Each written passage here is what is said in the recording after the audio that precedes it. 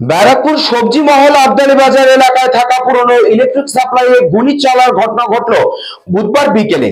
এই গুলির আওয়াজ পেয়ে স্থানীয় বাসিন্দারা পুরনো ইলেকট্রিক সাপ্লাইয়ের ভিতরে গেলে দেখতে পান মোহাম্মদ ইমদাদ নামের এক যুবক গুলিবিদ্ধ অবস্থায় পড়ে রয়েছেন।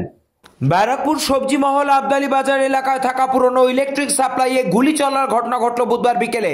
গুলির আওয়াজ পেয়ে স্থানীয় বাসিন্দারা পুরনো ইলেকট্রিক সাপ্লাইয়ের ভিতরে গেলে দেখতে পান মোহাম্মদ ইমদাদ নামের এক যুবক গুলিবিদ্ধ অবস্থায় পড়ে রয়েছে। সাথে সাথেই তাকে নিয়ে যাওয়া হয় ব্যারাকপুর ডাক্তার বিএন বসু মহকুমা হাসপাতালে। অবস্থার অবনতি হওয়ায় তাকে কলকাতার হাসপাতালে স্থানান্তরিত করা হয়।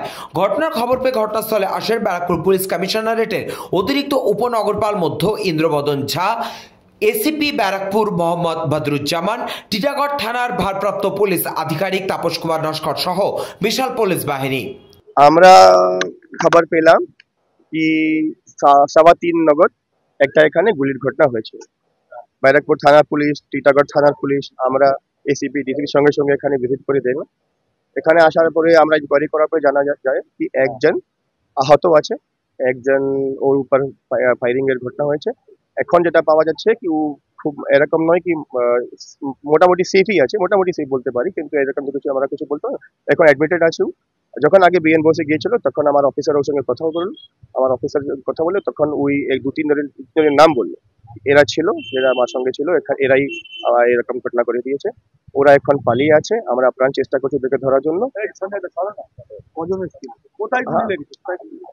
রাইট অ্যাবডোমেন, ডান দিকে চেস্টের তলায়, ডান দিকে রাইট অ্যাবডোমেনে। এখন বোধহয় স্টেবলই আছে। একটাই একটাই হ্যাঁ, আপাতত যেটা জানা যাচ্ছে একটাই গুলি চলেছে। মোটিভ তেমন এখন জানা যায়নি, কিন্তু যেটা আমরা এখন পাচ্ছি এটা পার্সোনাল গ্রাজ হতে পারে। ওদের মধ্যে কোনো ডিসপিউট, নিজের পার্সোনাল গ্রাজ হতে পারে। আমরা জানি কারা আছে, যাদের নাম দিয়েছিল আমরা জানি, আইডেন্টিফাইড আছে, আর ওদেরকে ধরার চেষ্টা করছে। ওরা পালিয়ে আছে, সব এখানকার পাড়ার ছেলে। যেটা ভিকটিম বললো 3 জন ছিল। না এখানেই তো সবের পাড়ার মধ্যে এসছে, পাড়ার মধ্যে এটা কাণ্ড করে ওরা পালিয়ে যায়।